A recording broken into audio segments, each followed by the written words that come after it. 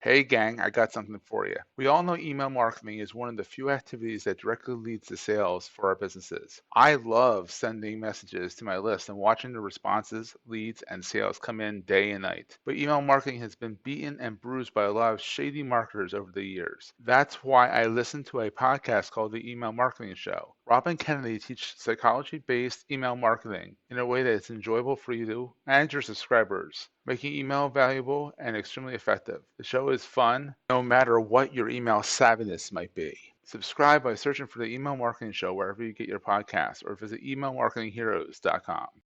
Entrepreneurs Enigma is a podcast for the ups and downs of entrepreneurship. It's got the wins and the fails that we all face being entrepreneurs, and how we learn from adversity. Every week I talk to a different entrepreneur with a story to tell. I'm Seth Goldstein. Come with me on the journey. This is Entrepreneurs Enigma. Let's get started.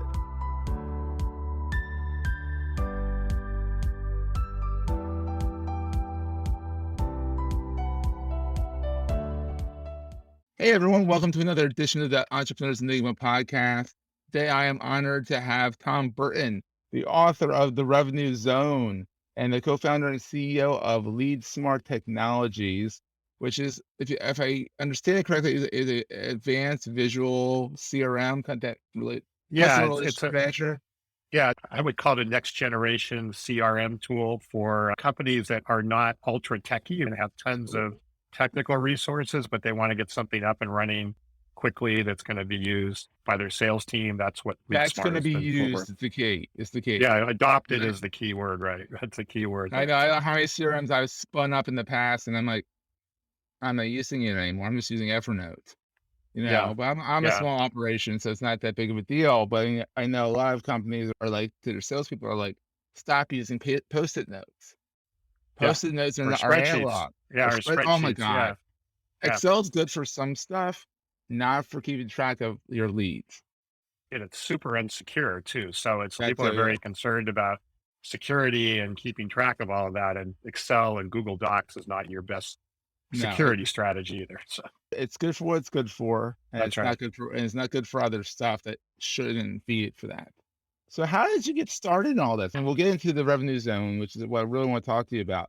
But how did you get into the whole software as a service, SaaS industry stuff as an entrepreneur? Well, I'm a tech guy. I have a degree in computer science. I've been in software companies my whole career. I've had several software companies, sold a company to Intuit a few years ago. So I've been around this. I've been around the SaaS space. Is it Mailchimp amounts? No, not quite. Not quite.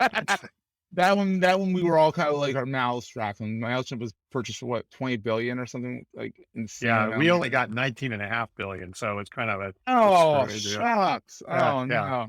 Yeah. That's awesome. So you sold something into it. Yeah. So my career has kind of moved from software, and then in my software company, I do consulting for a while. I had a digital agency for a period of time. I really got into digital marketing and everything with That's that. fun. And then I kind of got the software bug a couple of years ago, which is where LeadSmart came into play. So That's long background. Yeah. That's wild. And then during all this, as if you didn't have enough to do, you decided to write a book, which is more of a framework. It's in the form of a book, but it's more than a book. It's a way of thinking, right? It's a way of So really there were two things, right? When we started really going with LeadSmart as a CRM company, we were talking to our prospects, which were sales organizations, and listening to the challenges that they had. Clearly, it became clear to me that B2B sales and marketing was really broken. And then I combined that with my own experience. And I think you may have seen this in the book, right? I was in this board meeting, and the board member was like, "How confident do you feel about your projections?" I was like, I love it. I don't know if I really do feel all that. And that was new to me. I've been in business for 30 years, and I know how to go into board meetings. I know how to be prepared. But when he asked that question, it was just like a punch in the stomach. Ooh. And I think that also told me that not only B2B sales and marketing in general was broken, but my sales process and our sales process was broken. So those two things together were the catalyst to really get me off my butt and do the research and the homework that led to the book and the revenue zone from there. So that's the backstory of how it got created. Oh, I'm reading it right now currently, and I'm really enjoying it. It's one of these books that it's an easy read. It's easy to digest. It's not too technical per se, but it's technical enough. And what I do appreciate is you put bullet points at the end of the chapter, because by the time I get to the end of the chapter, I forget what was at the beginning of the chapter. So I love business books that have like, and then you do one more, you do discussion topics. So you really went for the stars on this. I really appreciate that, because when I want to go back and reread the book, I go back to the bullet points. Oh yeah, I remember that. Okay. Go back to my notes and stuff. Yeah, I wanted to make it personally because I actually am a person who likes to read a hard copy of a book, or if nothing else, a Kindle, even more than audio. So I wanted Yeah. it to make it easy to highlight and go back and look at things. And as you see, as you'll move on the book, and especially in chapters 4 and 5, it's very practical. It's a very hands-on process of how you do this. It's one thing I to love talk that. about the problem, but it's another to say, here's your cookbook for how to actually deal with the problem. So There's so many business books out there that are so high level because they're trying to get you to be a consulting client. Which I'm sure you wouldn't mind if someone said, "Hey, Tom, I'd love it if you help us implement this." But that's what I like so far is that it looks like you're gonna just spell it out and help. And I like that when it's not like, here's a little bit. You spent $19 on this book, but I'm not gonna give you everything. It's like, what? yeah, it's interesting because when we were having editors and people looking at it, there was talk of, oh, there's too much detail here. You're going too deep. And I overrode them in a couple of cases because I want a book that is actionable. And it may not have every answer that you could do, but you can move down the road. And one thing you'll see is we built quite a resource center with some tools and other things you I can saw that. download as you're going through. So again, it's a system that you can implement, hopefully, or make a really, really good dent, entirely on your own. We're going to take a quick break, hear from our sponsors, and get right back to the show. LinkedIn believes B2B marketing can be B2 brilliant, B2 bold, and B2 breakthrough.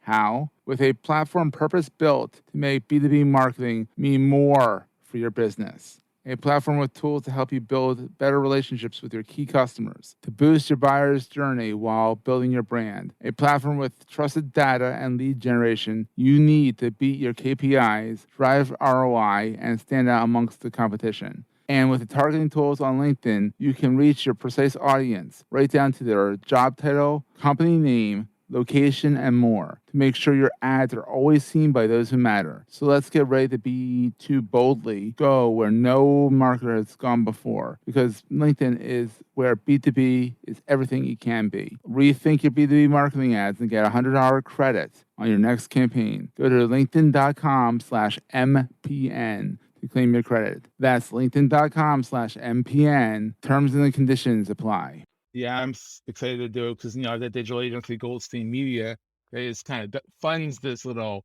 enterprise of Okay. podcasting fun and zaniness. And I'm always looking for new ways to figure out how I'm going to bring more revenue in and all that good stuff. So that's really exciting. So, Tom, since you've been an entrepreneur for a while, what is the best thing about being an entrepreneur? I like to ask people that. For me, I love the idea of seeing a problem and then working out the vision and the strategy for solving the problem. It's too bad I couldn't just stop right there and everything else would just work on its own and I would be happy. But then you Yeah. actually have to implement that in the real world and build the organization. But what I really enjoy is taking a problem, a situation, distilling it down, building the right strategy, and then figuring out, okay, what's the right solution for that? And that's always been my successful actions as it relates to starting companies and having them grow.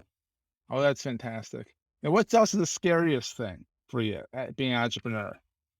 The scariest thing, right, is always going from that nothing to something. Mhm. It's always easier to go from something to something better.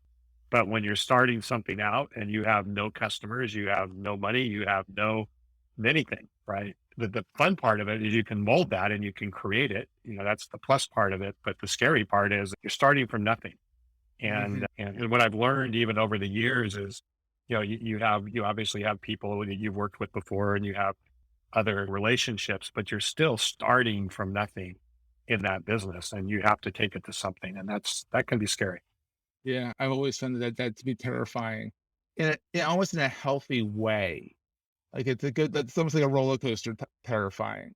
Whereas Yeah. you Yeah. put yourself into that terrifying situation Yeah. because you want to get that feeling Yeah. to kind of get everything moving that way versus terrifying, like you didn't put yourself in that situation and you're freaking out. It's a different kind of terrified, which is Yeah. interesting. No, it's a self-created adrenaline. Let's put it that way. It's Adrenaline, that's better word than right. terrified. So what is the most important thing you carry with you all the time? Give you anything. So I think for me, it's a passion to improve situations, right? And change situations. And it gets me into trouble at the same time. But the book is a great example of that, is that a lot of people have said, man, why are you trying to, the subtitle of the book is The Ultimate Playbook for the Next Generation of Sales, Marketing, and Predictable Revenue Growth.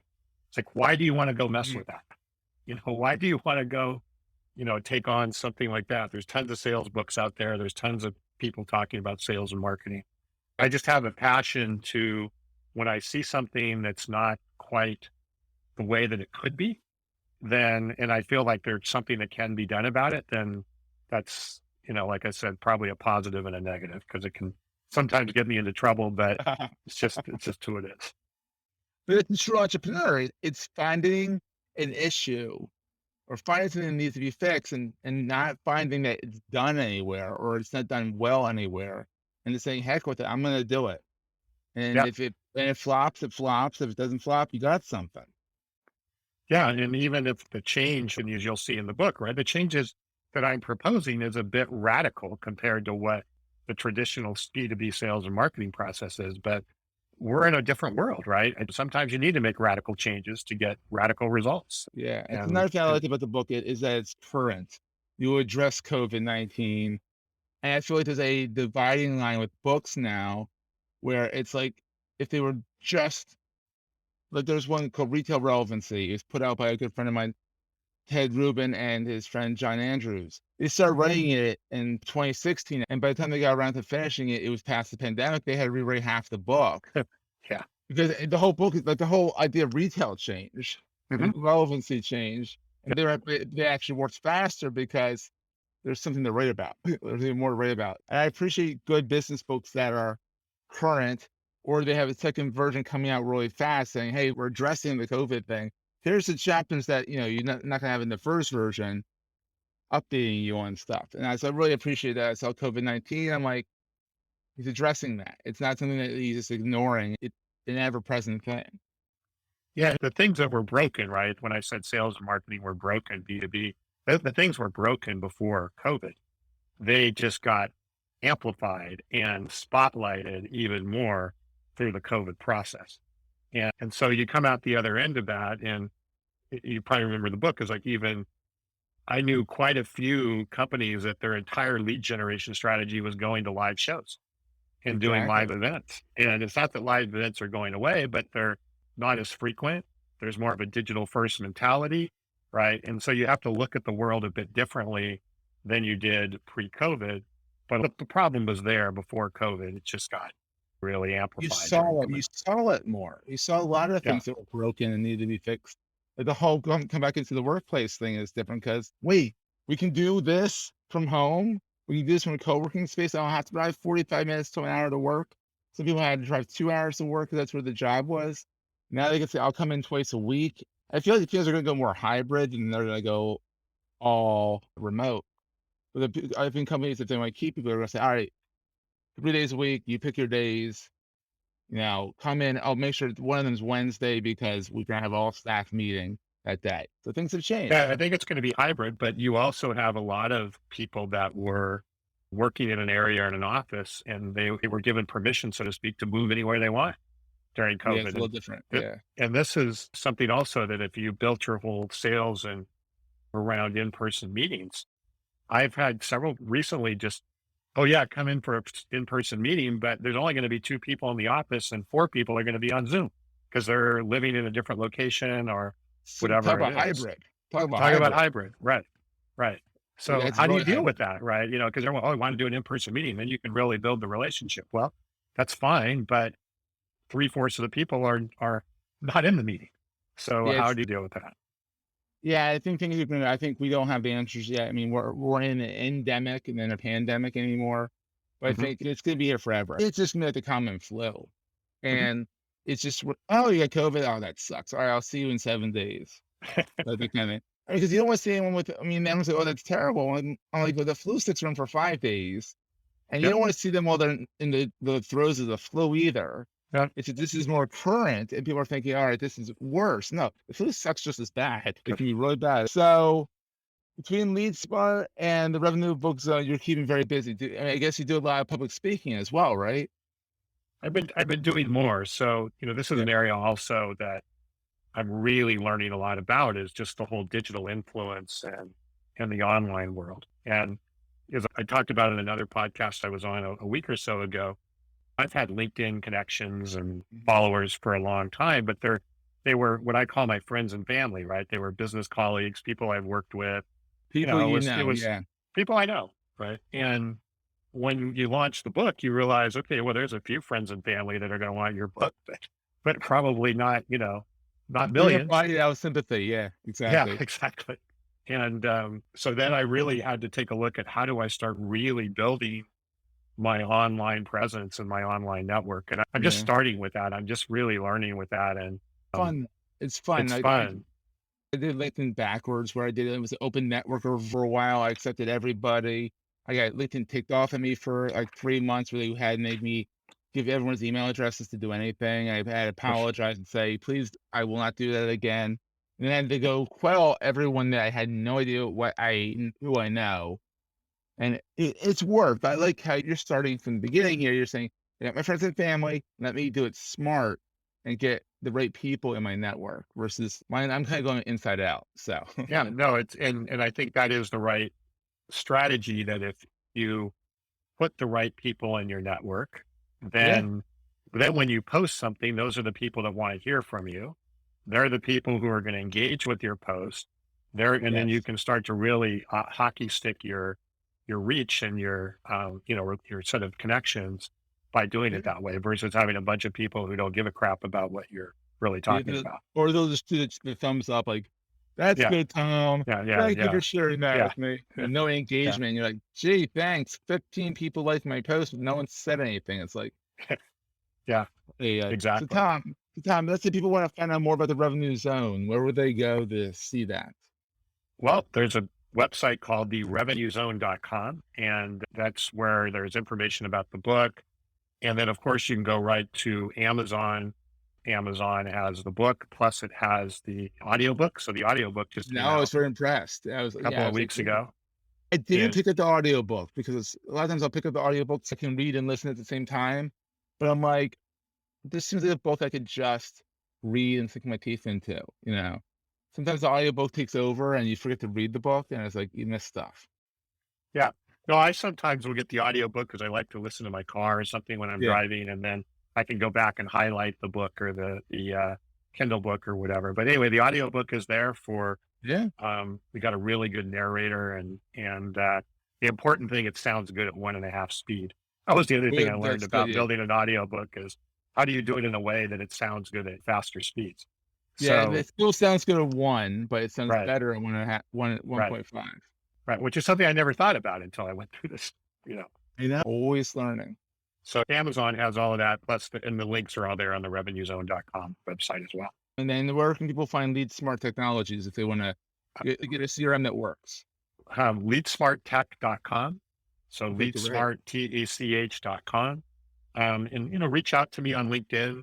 I'm Yeah. tburton5350. Like I said, I'm really working on trying to build up my relationships and network, and not because I'm trying to sell stuff. Like I said, I'm just trying to get the right people in the right network. That's what it's all about. Tom, this has been so much fun. I know we planned on talking first and then doing a recording later. And I was like, let's just do the podcast. Let's just do it. So, Yeah. Tom, this has been great. And we will see everyone next week. Thanks, Seth. Appreciate it. That was a great show.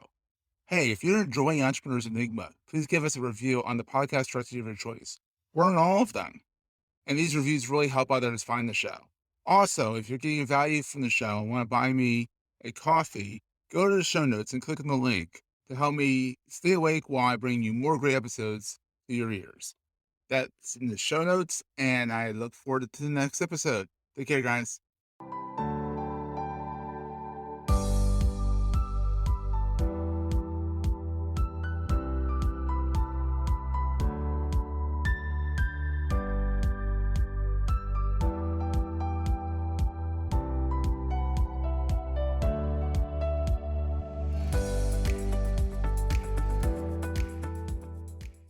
Theme Media hopes you have enjoyed this episode. This podcast is one of the many great shows on the MPN Marketing Podcast Network.